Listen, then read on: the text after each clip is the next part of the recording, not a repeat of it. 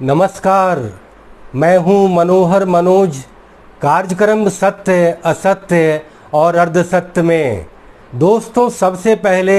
आज स्वतंत्रता दिवस की आप सभी को ढेर सारी शुभकामनाएं। दोस्तों, बताना चाहूँगा कि यह कार्यक्रम सत्य असत्य और अर्धसत्य करीब 4 महीने के अंतराल के बाद पुनः मैं पेश करने जा रहा हूँ। दोस्तों, इस दरमियान मैं ज़रा ट्रैवलिंग पर रहा। कोरोना का एक मारक सेकंड किलर वेव आया। उस दौरान मुझे अपने गांव में करीब 2 महीने से ज़्यादा वक्त रहना पड़ा और इस बीच देश में जितने घटनाक्रम हुए राष्ट्रीय स्तर पर, अंतर्राष्ट्रीय स्तर पर, उन सब को मैं नज़दीक से देखता ज़रूर रहा, लेकिन मैं अपने विश्लेषण के जरिए कार्यक्रम सत्य असत्य और अर्धसत्य में आपके समक्ष प्रस्तुत नहीं हो पाया। परंतु आज इस स्वतंत्रता दिवस के अवसर पर, इस 75वें स्वतंत्रता दिवस के अवसर पर, इस अमृत महोत्सव, स्वाधीनता के इस अमृत महोत्सव पर हम पुनः आपके सामने प्रस्तुत हैं। दोस्तों, आज के इस कार्यक्रम में हम बात करेंगे कि नरेंद्र मोदी की सरकार ने कल एक बड़ा निर्णय लिया, जिसके तहत यह फैसला किया कि 14 अगस्त के दिन देश विभाजन की त्रासदी का दिवस मनाएगा। यानी कि देश में करीब 75 साल पहले जब देश को आज़ादी तो मिली, लेकिन उस आज़ादी के साथ देश का बंटवारा हुआ, देश का सांप्रदायिक विभाजन हुआ और उस विभाजन के बाद देश में कॉम्युनल राइट फैल गए। चाहे सरहद के उस पार हो या सरहद के इस पार हो, अलग अलग रिलीजन एक दूसरे के जान के उतारू हो गए और वह मंजर बेहद खौफनाक था। करीब 2, 3, 4, 5, 6 महीने और सालों तक वह राइट चला, जहां पूरब में विभाजित हुआ बंगाल महात्मा गांधी के वन मैन आर्मी से शांत हो गया, वही पश्चिम की तरफ पंजाब का वह सांप्रदायिक दावानल बुझने का नाम ही नहीं ले रहा था। और फिर तमाम शरणार्थी लाखों लाख करोड़ों की संख्या में इधर से उधर गए और उधर के लोग इधर आए। जाहिर है कि उधर से हिंदू और सिखों की तादाद भारत में आई और भारत से कहीं न कहीं उन मुस्लिमों की तादाद पाकिस्तान की तरफ गई, जिन्हें लगा कि उन्हें अपने नए धार्मिक मुल्क के बहाने, एक नए इस्लामिक मुल्क पाकिस्तान के बहाने कोई एक नया ख्वाब मिला है, वहाँ उनका भविष्य ज़्यादा सुरक्षित होगा और कहीं न कहीं उस नए देश के शासन प्रशासन, राजनीति और उसके हुकूमत में उनकी हिस्सेदारी बढ़ेगी। दोस्तों, कल प्रधानमंत्री नरेंद्र मोदी के इस फैसले के बाद तरह तरह की प्रतिक्रिया आई और उस प्रतिक्रिया पर जब हम गौर करें तो हमें बड़ी ही वो टिपिकल प्रतिक्रिया लगी कि आमतौर पर नरेंद्र मोदी के कोई भी डिसीजन हो, यह जरूरी नहीं कि उनके हर डिसीजन अच्छे होते हों, उन्होंने अनेकानेक भयानक गलतियां की हैं, यहाँ तक कि हिमालयन ब्लंडर भी किया है, लेकिन जो उन्होंने अच्छे फैसले भी लिए उसका कहीं न कहीं हमने लगातार विरोध देखा है। तो कल के इस फैसले पर अलग अलग मायने निकाले गए। लोगों ने कहा कि यह कहीं न कहीं हिंदुस्तान वर्सेस पाकिस्तान का एक तरह से नया एजेंडा खोला गया है, हिंदू वर्सेस मुस्लिम की एक नई स्टोरी खोली गई है। लेकिन जब हम भारत राष्ट्र राज्य के उसके ऐतिहासिक स्वरूप पर बड़ी ईमानदारी से मीमांसा करते हैं तो हमें लगता है कि 14 अगस्त 1947 को जब इस भारत के पूर्वी और पश्चिमी हिस्से को अलग कर सांप्रदायिक आधार पर एक अलग इस्लामिक नेशन पाकिस्तान की जब रचना की गई और उसे निर्मित करने वाले उस कथित कायदे आजम मोहम्मद अली जिन्ना ने जब अपनी जिद में कि वह एक नए मुल्क के निर्माण कर उसके इतिहास पुरुष वो बनना चाहते थे, उसके जरिए यह भारत की जो 5000 सभ्यता, जो पुरानी यह जो देश था, उसका कहीं न कहीं एक तरह से विभाजन कर दिया गया, उसकी दोनों भुजाएं काट दी गईं और एक इस्लाम के नाम पर एक अलग देश जो है बना दिया गया। अच्छी बात यह रही कि जिस देश का विभाजन किया गया उसके हुक्मरानों ने भले ही भारी मन से विभाजन को स्वीकार कर लिया, लेकिन उन्होंने विभाजित होने वाले इस्लामिक मुल्क के इस्लामी फॉलोवर्स को यह बड़ी भांति आश्वासन दिया कि आप हमारे इस देश भारतवर्ष में यदि रहना अपने को महफूज मानते हैं, अपने को बेहतर मानते हैं, अपने जान माल, रोटी बेटी, धन संपत्ति जायदाद की अगर हूबहू सुरक्षा चाहते हैं तो आप इस मुल्क में रह सकते हैं, आपको पूरी सुरक्षा दी जाएगी। इतना ही नहीं, यह देश धार्मिक तौर पर विभाजित होने के बाद एक सेकुलर देश बनकर रहा, एक धर्मनिरपेक्ष बनकर के देश रहा। लोकतंत्र की तो तामीर पहले ही हो चुकी थी, लेकिन विभाजन के बाद यह स्टैंड लेना, यह देश के तत्कालीन और समकालीन हमारे हुक्मरानों की, डिसीजन मेकर्स की और हमारे नेताओं की एक बहुत बड़ा जेस्चर था, एक बड़े दिल का एक तरह से लिया गया फैसला था। लेकिन जो वह देश जो विभाजित होकर अपने को अलग से मुल्क बनाया, उसे कहीं न कहीं इस बात को लेकर के शर्म करनी चाहिए। जिस देश का निर्माता मोहम्मद अली जिन्ना कहा करता था कि कांग्रेस पार्टी अपने को डिक्लेयर करे, घोषित करे कि वह हिंदुओं की जमात की पार्टी है और हमारा मुस्लिम लीग वह हिंदुस्तान के मुस्लिमों की जमात की पार्टी है। लेकिन भारत देश में जहां पर 1/3 से ज़्यादा मुस्लिम रह गए, जो देश के कोने कोने में फैले हुए थे, वह भारत देश जहां पर इस्लाम के जितने ग्लोरियस पास्ट हैं,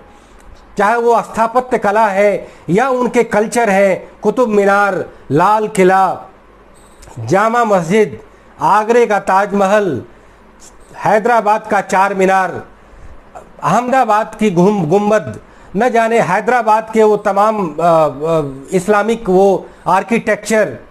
तो मैसूर का वो किला, टीपू सुल्तान का किला, तो न जाने कितनी सारी चीज़ इसी विभाजित भारत में ही वह मौजूद थी। लेकिन इस्लाम के नाम पर ख्वाब दिखाने वालों ने इस देश का बंटवारा कर एक अलग मुल्क बना दिया, और वह इस्लाम के नाम पर मुल्क बना, न कि किसी कल्चर के नाम पर, न किसी उत्पीड़न के नाम पर, न किसी खास पहचान के नाम पर, किसी बोली के नाम पर और किसी भाषा के नाम पर इस देश का बंटवारा हो गया। लेकिन कहीं न कहीं उस घटना के बाद कई सारे सवाल पैदा हुए। लोगों ने अपने अपने नज़रिए से, अपने अपने पैमाने से इस पूरे घटनाक्रम का विश्लेषण किया। देश ने जो इतिहास की किताबें लिखी उसमें विभाजन को बहुत बड़ी घटना नहीं बताया गया, उसे ये कहा गया कि उन्होंने विभाजन कर लिया और हमने इसको स्वीकार कर लिया। लेकिन देश का जब सांप्रदायिक विभाजन होता है और वह देश और उसकी सबसे बड़ी राजनीतिक दल कांग्रेस पार्टी, जिसका मेन आइडियोलॉजी और मेन फिलॉसफी सेकुलरिज्म का होता है, उस पार्टी के लिए ये कितनी बड़ी हार थी, कितनी बड़ी विफलता थी कि वह पार्टी जो मरते दम तक, नाको दम तक सेकुलरिज्म का आलाप करती रही, उस सेकुलरिज्म का के नाम का जाप करती रही, उस देश का वह सांप्रदायिक विभाजन होने से नहीं रोक पाई। और उस पार्टी को उन तमाम मुस्लिम लोगों से यह तौहीद सुननी पड़ी कि उन्होंने सेपरेट कम्युनल इलेक्ट्रेट के जरिए हमें वो प्रतिनिधित्व नहीं दिया और कहीं न कहीं हमें पाकिस्तान नामक एक नए मुल्क के जरिए वह प्रतिनिधित्व प्राप्त हुआ। लेकिन मज़े की बात यह है कि वह मोहम्मद अली जिन्ना जो लगातार ये कहता रहा, दलील देता रहा कि 2 नेशन थ्योरी,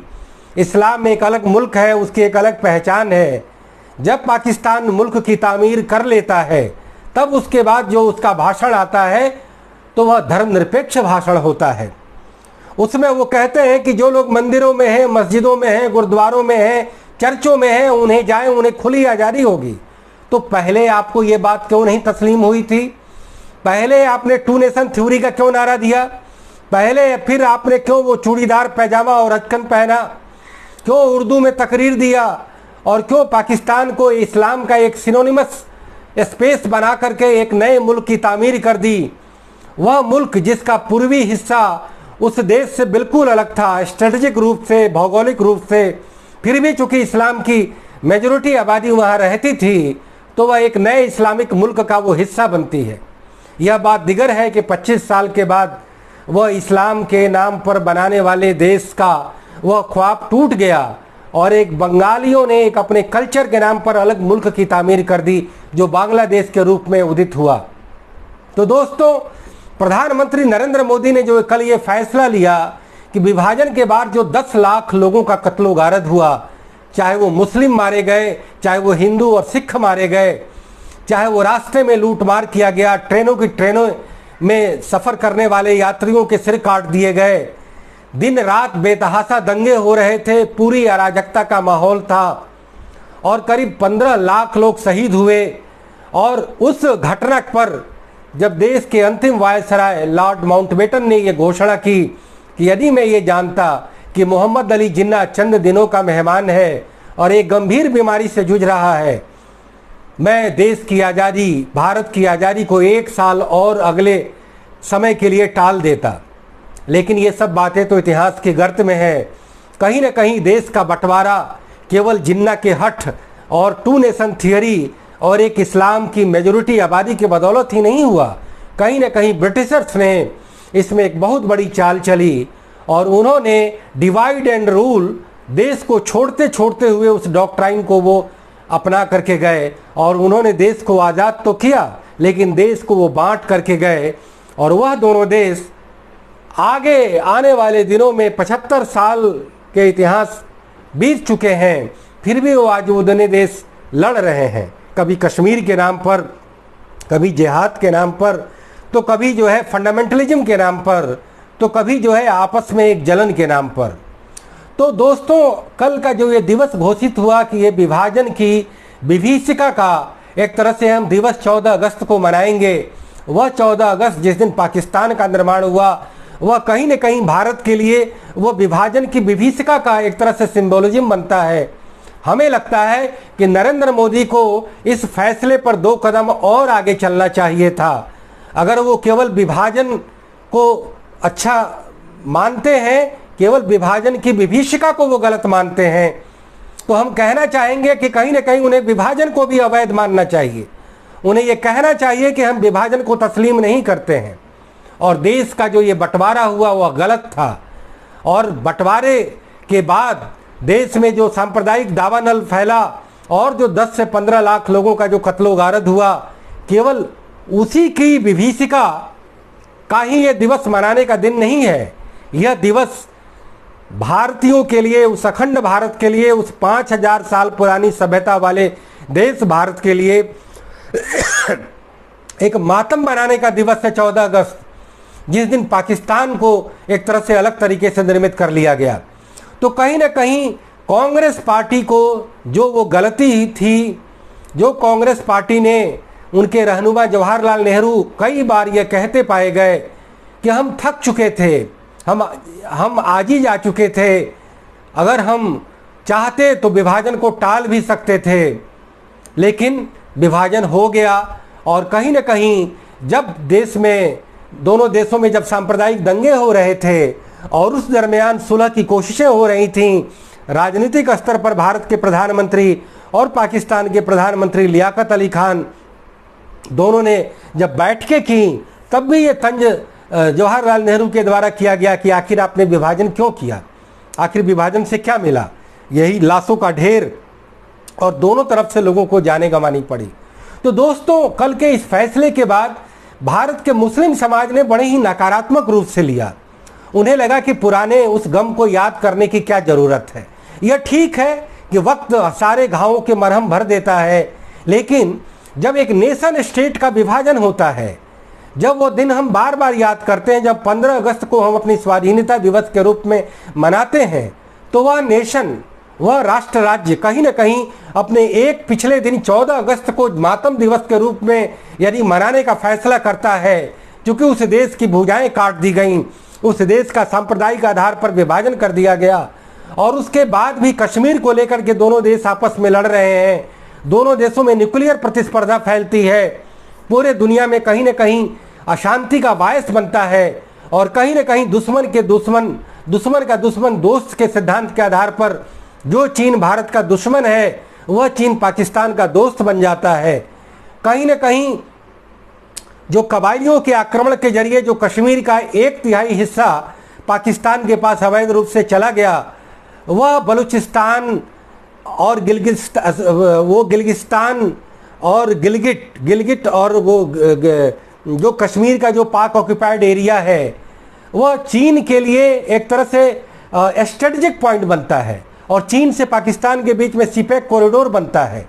तो कहीं ना कहीं ये विभाजन की ये त्रासदी है कि रणनीतिक रूप से, भौगोलिक रूप से, ऐतिहासिक रूप से, सांस्कृतिक रूप से इस देश का एक तरह से बंटवारा हो जाता है। तो कहीं ना कहीं जो 75 सालों से इस देश का एक बहुत बड़ा दुख,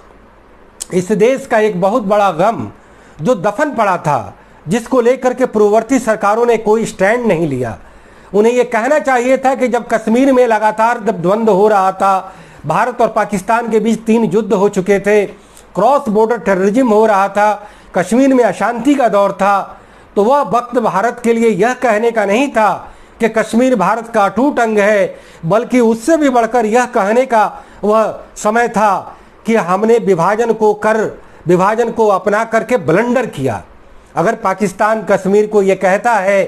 कि यह अनफिनिश्ड एजेंडा ऑफ पार्टीशन है, तो भारत को यह कहना चाहिए कि Kashmir is a symbol of not accepting partition and partition was a blunder. और कहीं ना कहीं मुस्लिम मेजोरिटी कश्मीर भारत के सेकुलरिज्म की एक बहुत बड़ी सिंबल है, एक बहुत बड़ी प्रतीक, और भौगोलिक रूप से उसका ताज भी है। तो कहीं ना कहीं कल के नरेंद्र मोदी के इस फैसले से कि विभाजन की विभीषिका के दिवस के रूप में हम 14 अगस्त को मनाएंगे, कहीं ना कहीं इतिहास के एक बहुत बड़े उस घटने पर एक तरह से सरकार की एक नई प्रतिबद्धता को दर्शाता है, और यह बताता है कि इस अखंड भारत का जो ये विभाजन हुआ वो गलत था। यह बात ठीक है कि नरेंद्र मोदी ने अपने इस ट्वीट के जरिए और अपने इस फैसले के जरिए विभाजन को ब्लंडर नहीं बताया है। उन्होंने विभाजन के उपरांत हुई जो कत्लो गारत है, जो विभीषिका है, जो त्रासदी है, उसके लिए मातम मनाया है, बल्कि उन्हें पॉलिटिकल रूप से आने वाले दिनों में यह स्टैंड लेना चाहिए कि पार्टीशन वाज ए ब्लंडर, और यह देश के लिए एक तरह से घोर मातम का दिवस है।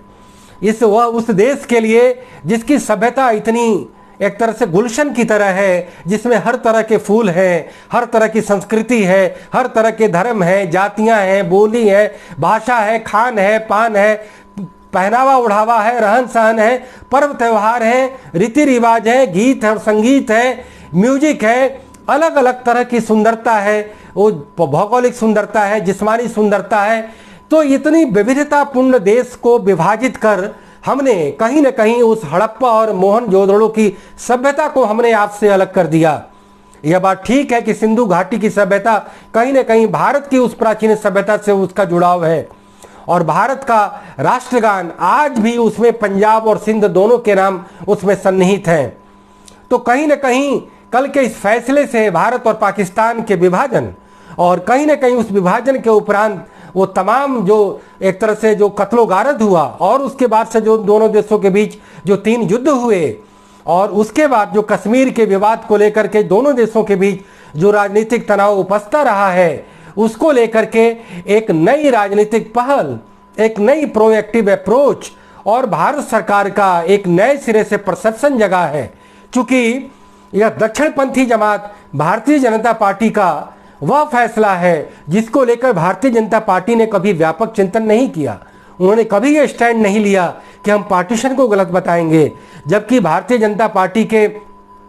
जो फॉलोअर्स हैं, जो एक तरह से जो कथित कट्टर हिंदू माने जाते हैं, उनका तो ये कहना है कि इस देश का विभाजन हुआ अच्छा हुआ, लेकिन सारे के सारे हिंदू इधर होते और सारे के सारे मुस्लिम उधर होते। यह कहीं से भी जो है उचित बात नहीं है।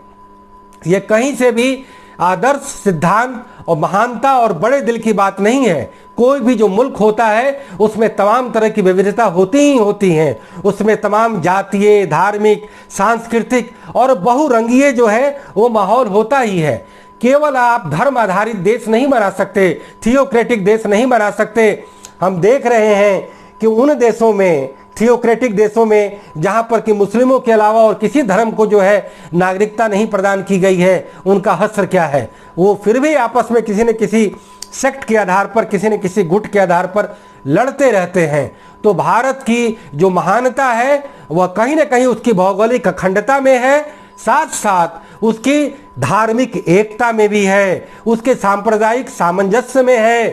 क्योंकि गुलशन में जब तरह तरह के फूल होते हैं तभी वो गुलशन ज़्यादा सुंदर होता है, ज़्यादा आकर्षक होता है। तो इस भारत राष्ट्र राज्य का जो ये गुलशन है, भौगोलिक रूप से उसमें कहीं ना कहीं एक कटाव लग गया था, उसकी भुजाएं काट दी गई थीं।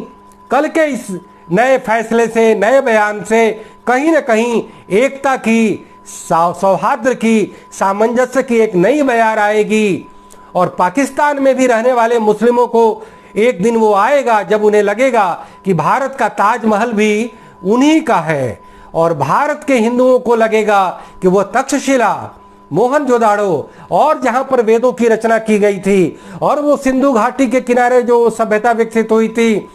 उसके भी पुरोधा हम ही हैं, वह भी, उसे भी हम ही ओन करते हैं। तो कहीं ना कहीं भौगोलिक एकता का जो आधार है वह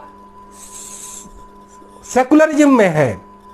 कहीं ना कहीं कल्चरल यूनिटी में है, और कहीं ना कहीं भारत का जो विशाल कल्चर है वह देश के दोनों टुकड़ों को फिर से जोड़ने में सक्षम है। तो दोस्तों, इसी नोट के साथ मैं अपनी बात समाप्त करता हूं। फिर किसी मुद्दे पर, फिर किसी सवाल पर आपसे पुनः प्रस्तुत होऊंगा। इजाज़त दीजिए। नमस्कार, जय हिंद, गुड बाय, शब ब खैर।